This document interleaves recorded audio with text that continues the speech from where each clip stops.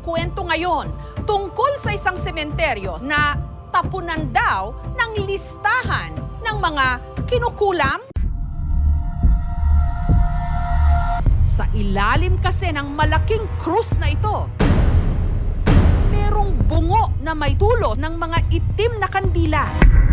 May isang matandang babaeng kilalang kilala dito sa lugar namin bilang isang mangkukulam. Marami ang natatakot sa kanya dahil bali-balita marami na daw siyang napatay gamit ang kanyang kakayahan sa pangkukulam. Tandang-tanda ko pa nung gabing lasing ako, nakita ko siyang pumunta sa may sementeryo at dahil gusto kong malaman ang gagawin niya, sumunod ako. Hindi ko na naisip yung pwedeng mangyari sa akin kung sakaling makita niya akong nakasilip sa likod ng nicho. Nakita ko yung matandang babae na nagsindi ng itim na kandila at itinirik niya yun sa isang bungo. Tapos naglabas siya ng mga larawan, sabay parang dinadasalan niya yung mga yun. At nagulat na lang ako nang bigla niyang pinasok yung mga larawan sa loob ng bungo. Doon na ako biglang napatakbo dahil sa takot. Ang ilan sa mga litrato, may mga nakatusok pang tila pushpins. May marka rin ng ballpen sa iba't ibang parte ng katawan. Kinabukasan, nung nawala na yung amats ko, niyaya ko yung kaibigan ko na puntahan namin yung sementeryo kung saan ko nakita yung matandang babae na mangkukulam. Talagang kinalabutan kami nung makita namin yung bungo dun sa ilalim ng krus. Nandun lahat yung mga picture na nakita kong pinasok na matandang babae dun sa bungo. Naglakas loob kami na tanggalin yung mga larawan. Dun tumambad sa amin yung mga picture ng mga kapitbahay namin. May mga nakatusok na karayom sa kanila. Tapos yung iba may mga nakasulat pang orasyon. Kinalabutan talaga kami dun sa mga nakita namin. Totoo pala talaga yung mga bali-balita na yung matandang babae na yun na isang mangkukulam. At ngayon, binibiktima na niya yung mga kapitbahay namin. Siya raw mismo ang nasa litratong nakuha sa loob ng bungo. Kasama sa mga litratong nakuha sa loob ng bungo, ang 12 pa niyang mga kamag-anak. Akala ko talaga yung mga picture lang ng kapitbahay naman yung nandun sa loob ng bungo. Pero nung silipin ko yung loob nun, meron pang 2 picture na nandun sa loob. Nanlaki talaga yung mga mata ko nung nakita ko kung sino yung mga nasa larawan. Nakita ko yung picture ko, pati yung mga kamag-anak ko. Lahat kami gusto palang kulamin ng matandang babae na yun. Nakaramdam ako ng galit sa mga oras na yon, kaya agad kong pinaalam sa mga kamag-anak ko at mga kapitbahay namin yung tungkol dun sa ginagawa ng mangkukulam. Pinakita ko rin sa kanila yung mga picture na nakuha ko dun sa loob ng bungo dahil baka hindi sila maniwala at baka sabihin na gawa-gawa ko lang yung kwento. Humingi kami ng tulong sa barangay at sabay-sabay naming pinuntahan ng bahay ng mangkukulam para malaman yung dahilan kung bakit niya ginagawa sa amin yung ganun. Sa harap ng opisyal ng barangay, nangyari ang komprontasyon. May babaeng pumunta at lakas loob na inamin. Nung nandun na kami sa tapat ng bahay ng matandang mangkukulam, grabe yung galit na nararamdaman namin dun sa matanda. Dahil wala naman kaming maisip na dahilan kung bakit niya sa amin gagawin yung ganun. Kahit na sumisigaw na kami sa harap ng bahay niya, sumilip lang siya sa bintana at tinignan pa kami ng masama. Pero napatigil kami bigla nung lumapit sa amin yung isa naming kapitbahay na laging nachichismis sa lugar namin at bigla niyang sinabi na siya raw ang nag-utos dun sa matandang babaeng mangkukulam na kulamin ang lahat ng taong nagchismis sa kanya at nagsalita ng hindi maganda. Nagawa lang daw niya yung ganun dahil sa araw-araw na ginawa ng Diyos, siya na lang yung laging ginagawang pulutan ng mga martes sa lugar namin. Maging ako aminado na nakapagsalita rin ako ng hindi maganda laban sa kanya. Totoo nga ba ang kulam? Ano't anuman, iisa ang dapat tuluyang ilibing ang pag-iisip sa kapwa ng masama. Umatake na naman ang mga buwaya. At kung yung huling insidente, napatay ang buwayang nakapatay ngayon, paggalag-gala pa rin daw. Anino pa lang ng buwaya, nagkakandara pa na lahat sa isla ng Balabac na marami ng inatake at pinatay ng buwaya. Marami na sa lugar namin ang may takot sa mga buhaya. Bukod sa mga buhay sa gobyerno, ay may totoong buhaya ang sumisira ng kapayapaan namin dito sa aming munting sityo. Hindi naman namin sila maubos-ubos dahil natatakot din kami na baka mapahama kami kung gambalain namin sila. Marami-rami na rin kaming mga kababaryo ang binawian ng buhay dahil sa buhaya. Halos taon-taon, hindi bababa sa 5 ang nagiging biktima nila. Kaya kung sakaling may makita kaming buhaya sa ilog, ay kami na lang ang umiiwas. Pero minsan kahit anong pag-iingat ay hindi pa rin may iwasan na mabiktima ng mga halimaw na buhayang yan. Dahil maging ang anak ko ay nabiktima nila. Natagpuan na lang namin yung bata sa ilog na palutang-lutang at kalahati na lang ang katawan. Ang baka ng pamilya ni Jomar, inatake rin ng buhaya. Makalipas ang 2 linggo, sunod-sunod namang sinagpang ang kanilang mga kambing. Pati yung mga alaga ko inatake din ng mga buhaya. Noong una, yung alaga kong baka yung nabiktima nila. Yung baka na yun ay malaki ang pakinabang sa pamilya namin. Pero sa isang iglap lang ay nawala ng dahil sa mga perwisyong buhaya. Pagkatapos nun, sinunod naman nila yung mga kambing namin. Halos walang natira sa mga alaga ko. Kaya malaking dagok sa amin ang ginawa ng mga buhaya. Kinuha na nila yung anak ko, pati yung kabuhayan namin kinuha rin nila. Pero wala naman kaming magawa kundi magpatuloy sa buhay. Gustuhin man naming lumipat ng ibang lugar para makalayo na kami sa pugad ng mga buhaya ay hindi namin magawa dahil kapos din kami sa pera. Ayon sa Palawan Council for Sustainable Development o PCSD, pwedeng hulihin ang isang buhaya sa mga sumusunod na kondisyon. Gustong-gusto na talaga naming maubos yung mga buhaya sa lugar namin. Dahil bukod sa perwisyo ay nagdudulot din ito ng takot sa mga tao dito sa amin. Pero lagi kaming pinagsasabihan ng gobyerno na bawal daw silang hulihin o patayin dahil pwede kaming makulong kung sakaling kami na ang gumawa ng paraan para mawala o maitabo yung mga buhaya. Kailangan ay merong kumpirmadong kaso ng pag-atake ng buhaya sa tao. Kailangan din ay nasa wastong sukat na ang buhaya para hulihin. Paano namin magagawa yun? Di naman pwedeng sukatin yung buhaya bago hulihin dahil baka maunahan kami at ikapahamak pa namin. Kaya minsan naiisip ko, mas protektado pa nila yung mga hayop kaysa sa tao. Nagpalipad sila ng drone at ito ang kanilang na-videohan. Isang buhaya, tinatayang 2 metro ang haba. Nung humingi kami ng tulong sa mga opisyal, agad naman silang nagpadala ng mga tao para mahanap yung buhay na may salarin sa pagkawala ng anak ko. Nagpalipad sila ng drone, tapos may nakita silang malaking buhaya sa ilog. Nasa 2 metro yung haba nun. Pero nung lalapit na yung drone sa buhaya, ay bigla na lang itong nawala. Doon ay pinaliwanag din sa amin ng mga taga-munisipyo na dapat matuto kaming makisalamuha sa mga buhaya. Dahil wala pa man daw kami dito sa mundo, ay naninirahan na sila sa ilog sa lugar namin. Hindi na nga ba pwedeng mamuhay na magkasama ang mga tao at ang mga buhaya? Isa sa mga hindi mamatay-matay na kwento na merong totoong sirena.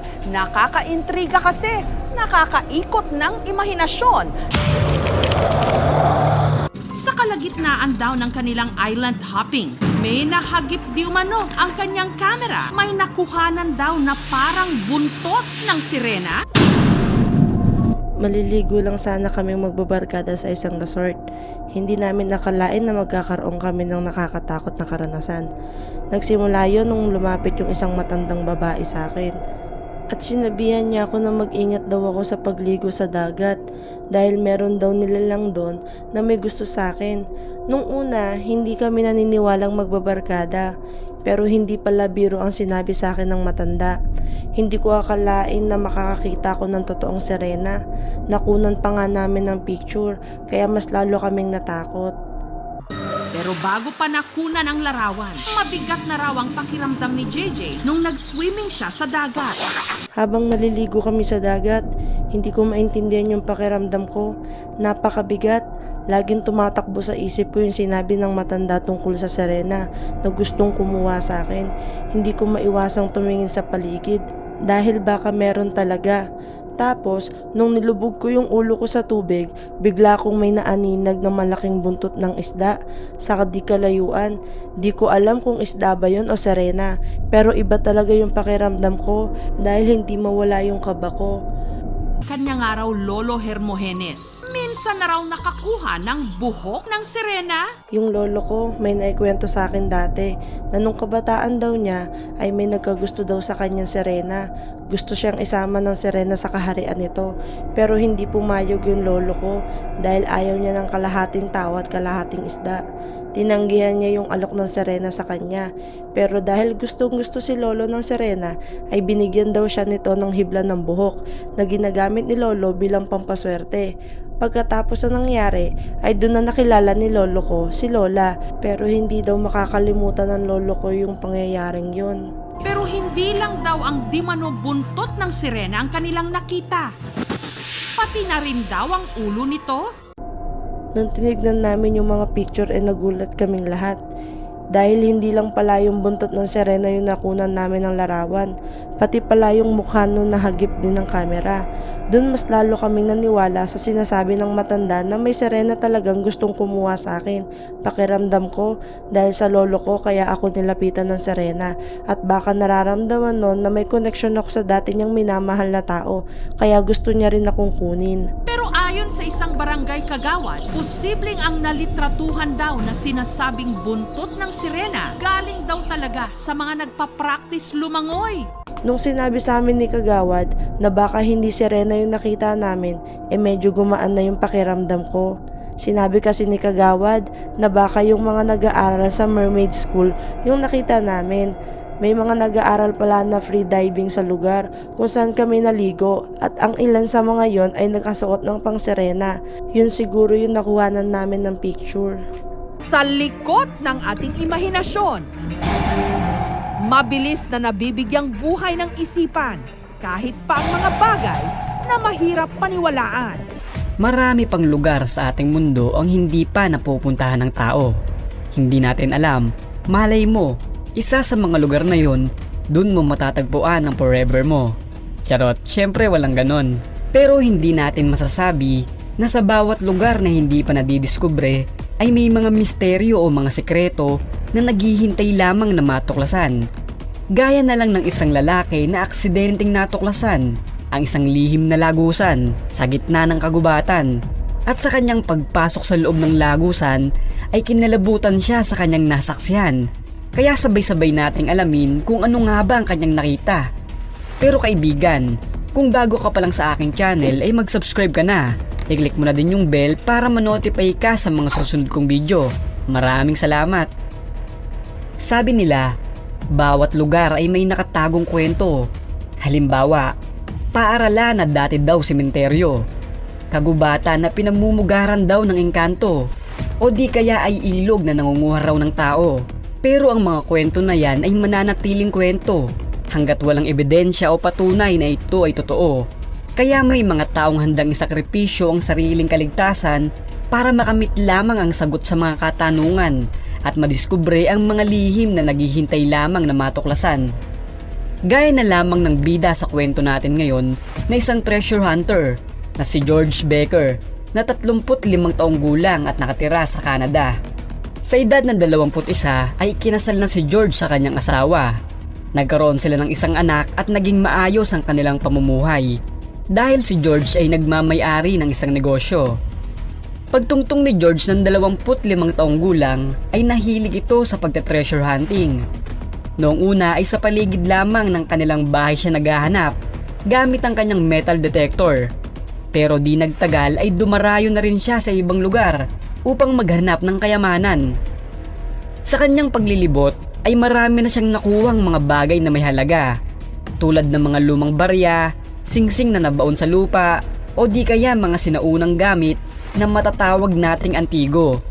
Kaya talagang nahilig si George sa kanyang pagte-treasure hunting dahil nalilibang na siya, nakakapunta pa siya sa iba't ibang lugar at higit sa lahat ay nakakahanap siya ng mahalagang bagay na nakabaon sa lupa. Hanggang isang araw, habang naglilibot si George sa isang bakanting lote na malapit sa isang gubat, ay biglang tumunog ang kanyang metal detector. Senyales na may metal na nakabaon sa lupa. Maaring bakal, pilak o di kaya ay ginto. Kaya dali-dali niyang kinuha ang maliit niyang pala upang hukayin at malaman kung ano nga ba ang nakabaon sa lupa. Nasa 2 talampakan na ang nahuhukay ni George nang biglang may tinamaan ang kanyang pala na isang matigas na bagay. Ramdam niya na yun na ang kanyang hinuhukay. Kaya agad niya itong kinuha mula sa pagkakabaon nito sa lupa. Nang kanyang titigan ng bagay na kanyang nahukay ay agad niyang napagtanto kahit na nababalutan pa ito ng dumi na ang kanyang nahukay ay isang gold nugget. Kaya tuwang-tuwa si George sa kanyang natagpuan dahil yun ang unang pagkakataon na nakahukay siya ng ginto. Kaya mas lalong lumalim ang kanyang interes sa pagte-treasure hunting dahil sa pangyayaring yun. Hindi pa doon nahinto ang paghahanap ni George ng kayamanan sa bakanting lote. Nagpatuloy siya sa paglilibot dito pero wala na itong natagpuan pa hanggang sa nagpasya na ito na pasukin ng kagubatan na malapit sa bakanting lote sa pag-asang may matatagpuan pa siyang mga gold nuggets. Kaya dali-dali niyang pinasok ang kagubatan, dala ang kanyang metal detector at maliit niyang pala. Sa kanyang paglilibot ay hindi niya napansin na medyo napalayo na siya. Pero hindi siya nag-alinlangan na ituloy ang kanyang pagte-treasure hunting.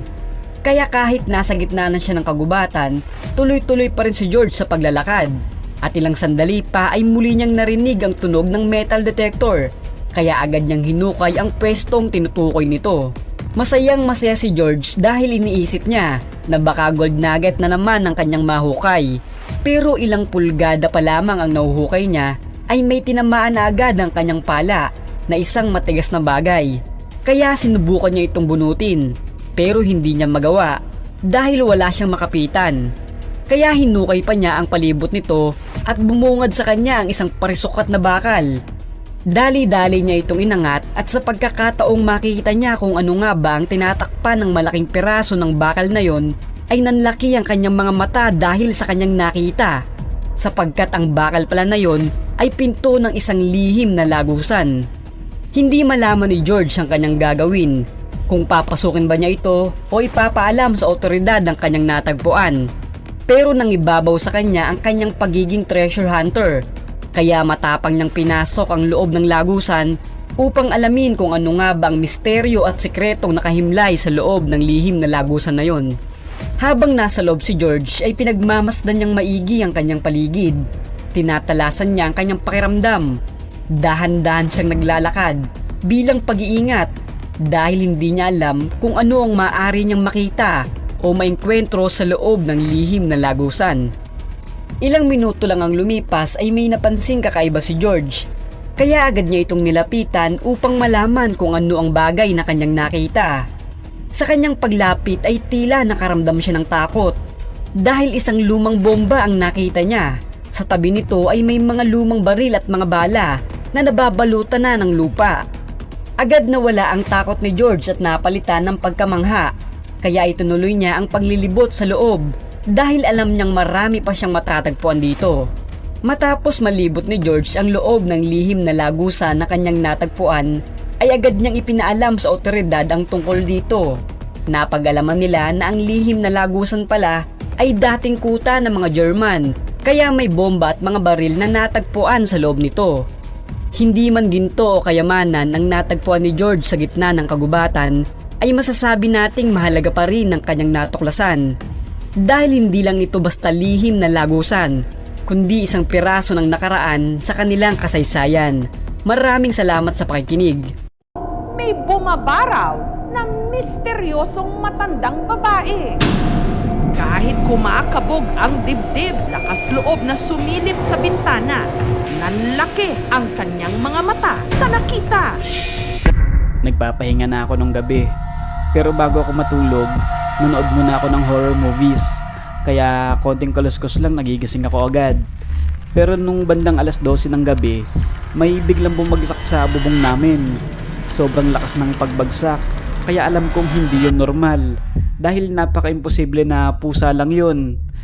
Pagbagsak sa bubong ng nilalang, parang nahulog pa yun sa bakuran namin.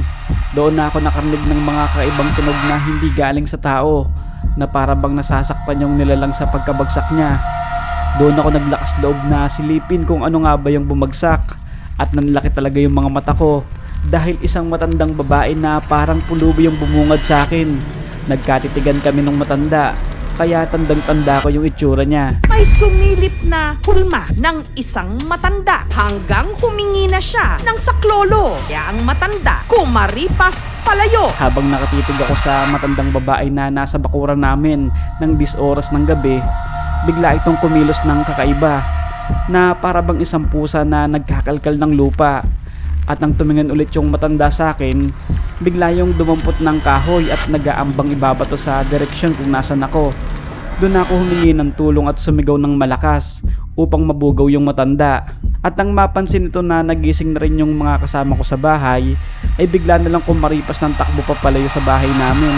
Nakakakilabot, pero may nakapagsabi sa akin na hindi daw ito yung unang pagkakataon na may ganitong pangyayari sa barangay namin. At may hinala na yung mga kababarya ko kung sino yung matandang pagala-gala tuwing sasapit yung hating gabi. Isa na nga ba sa dalawang matandang babaeng ito ang misteryosong babaeng bigla na lang sumulpot sa bakuran? Isa dun sa dalawang matandang babae ang suspekya namin kung bakit nagkakaroon ng takot ang mga tao dito sa baryo. Kaya para matapos na ang mga usap-usapan tungkol sa misteryosong nilalang na gumagala dito sa amin, ay humingi na kami ng tulong sa barangay.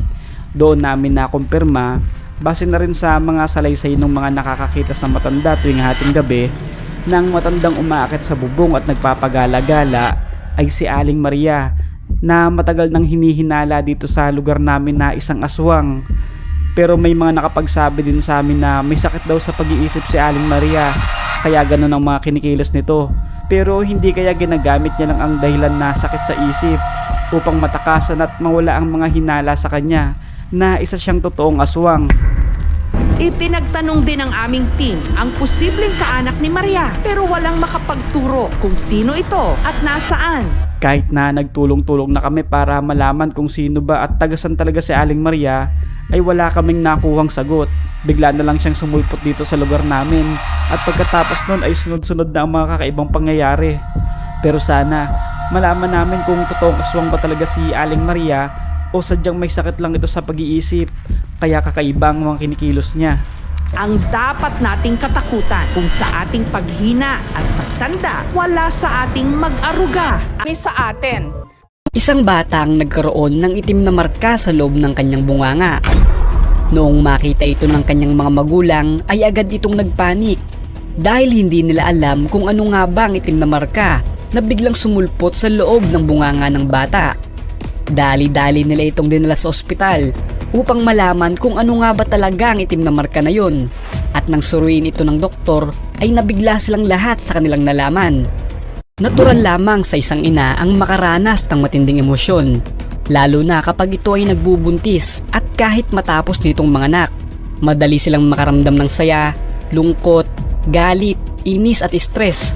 Kaya kailangan natin silang intindihin at unawain ang pabago-bago nilang mood, lalo na yung mga bagong nanay pa lang o yung mga babaeng kakasilang pa lang ng una nilang anak. Sila yung madalas nakakaranas ng ganyan dahil nag-a-adjust pa sila sa pagiging nanay nila. Ang mga nanay ay sadyang detalyado pagdating sa mga anak nila. Ultimo maliit na kagat ng lamok ay nakikita nila. Ganun sila kaalaga sa mga anak nila. Ganyan na ganyan ang nanay na pag-uusapan natin ngayon na nagngangalang Jenny. Si Jenny ay 24 na taong gulang at may isang anak na 8 buwang gulang pa lamang na may pangalang Bella. Kapag mayroon kang sanggol na anak ay masyado tayong maingat sa kalusugan nila. Dahil bilang magulang, alam mo na kapag may nararamdaman na hindi tama ang sanggol mong anak ay hindi na ito masasabi sa'yo kung ano ang masakit sa kanila. Kaya kung biglang may pagbabago sa kanilang kinikilos o biglang umiyak nang hindi mo alam ang dahilan, ay nagdudulot ito sa isang magulang ng pag-aalala. Isang araw ay may napansin si Jenny na itim na marka sa loob ng bunganga ng bata na hindi niya malaman kung ano dahil bigla na lamang itong sumulpot sa loob ng bunganga ng bata. Nagpapanik na si Jenny dahil hindi niya alam ang kanyang gagawin sapagkat alam naman natin na ang mga nanay kapag may nangyayaring kakaiba sa kanilang anak na hindi nila alam ang dahilan ay hindi sila mapakali hanggat hindi nila nalalaman kung ano ang nangyayari sa anak nila. Kaya hindi na nag-aksaya pa ng oras si Jenny at dinala niya sa pinakamalapit na klinik ang kanyang anak. Pagdating nila sa klinik ay sinuri agad dito ng doktor at sinabi ng doktor kay Jenny nang yun lamang siya nakakita ng ganong klaseng marka sa loob ng bunganga ng bata. Alam naman natin na ang mga birthmark ay tumutubo sa iba't ibang parte ng katawan, pero sa loob ng bunganga ng bata, mukhang malabo yata. Pero ito ang suspecha ng doktor noong unang beses niyang makita ang nasa loob ng bunganga ng bata. Pero agad itong kinontra ni Jenny dahil ayon sa kanya ay araw-araw niyang nililinis ang bunganga ng anak niya at wala ang itim na marka na yun. Kaya nagdesisyon ng doktor na muling suriin ang bunganga ng bata. At sa puntong yun ay nagbabanggit na ang doktor tungkol sa mga espesyalista na mas lalong nagpakaba kay Jenny. Habang kinakausap ng doktor ang nanay ng bata ay biglang lumapit ang isang nurse dahil na-curious ito at gusto niya ring makita kung ano nga ba ang itim na marka sa loob ng bunganga ng bata. Kaya tinignan niya ito at sinuri. Habang nakatitig ang nurse sa itim na marka ay napansin niya ang paligid nito ay mayroong kulay puti. Kaya sinubukan niya itong tuklapin at doon nalaman ng nurse ang misteryo tungkol sa itim na marka na biglang sumulpot sa loob ng bunganga ng bata. Nabigla silang lahat sa nalaman ng nurse dahil ang itim na marka pala na yon ay walang iba kundi piraso ng karton na kinagat ni Bella na na-stack sa loob ng kanyang bunganga. Matapos ang matinding pag-aalala ni Jenny, ang kanyang mga luha ay napalitan ng halakhak. Lahat sila sa loob ng klinik ay nagtawanan, maging ang doktor ay napakamot na lang sa kanyang ulo. At pabirong sinabi ni Jenny na kahit kailan ay hindi na siya babalik sa klinik na yon. Ipinost ni Jenny sa Facebook ang kakatuwang nangyari sa kanya at umana ito ng iba't ibang komento sa mga netizen. Merong mga nagalit kay Jenny dahil pinabayaan daw nito si Bella, kaya nangyari ang ganun sa bata. At hindi niya daw ito pwedeng gawing kakatawa dahil ang maliit na piraso ng karton na yon ay maaaring bumara sa lalamunan ng bata at magdulot ng mas matinding problema. Pero meron din naman ang natuwa sa kanyang kwento dahil matapos niyang magpanik at mataranta sa loob ng klinik hindi alam ng doktor na okay naman pala si Baby Bella at kung hindi dahil sa nurse ay baka kung saan-saan pa sila napunta. Sinabi pa ni Jenny na lagi na niyang babantayan ang kanyang anak at hindi niya nahahayaan na kumain ito ng karton ng gatas. Pero kahit ano pang masamang komento ang sabihin ng iba sa kanya, ang mahalaga sa lahat ay ligtas ang kanyang anak na si Bella at hindi na siya babalik sa klinik na yon. Alam nyo, mahirap ang maging isang ina ng tahanan dahil iniisip ng iba ay madali ang maging isang nanay dahil laging nasa bahay. Pero mali ang pag-iisip na yan dahil ang pagiging nanay ay isa sa pinakamahirap na obligasyon sa lahat. Isipin mo, nagbabantay ka ng anak mo at nalingat ka lang sandali ay may nangyari na sa bata. Siyempre, ang nanay ang masisisi dahil siya ang nasa bahay na nagbabantay sa bata. Pagod ka na nga sa gawaing bahay, wala ka pang masyadong pahinga. Tapos iisipin pa nila, nagpapasarap ka lang sa buhay. Pero eto dapat ang isipin nyo. Lahat ng nanay na nasa bahay at ginagawa ang kanilang obligasyon ay nararapat lamang nating pasalamatan dahil hindi man sa kanila nanggagaling ang suportang pinansyal ay binibigay naman nila sa atin ng sobra-sobrang pag-aalaga at pagmamahal. Kaya saludo ako sa lahat ng huwarang nanay. Maraming salamat sa pakikinig.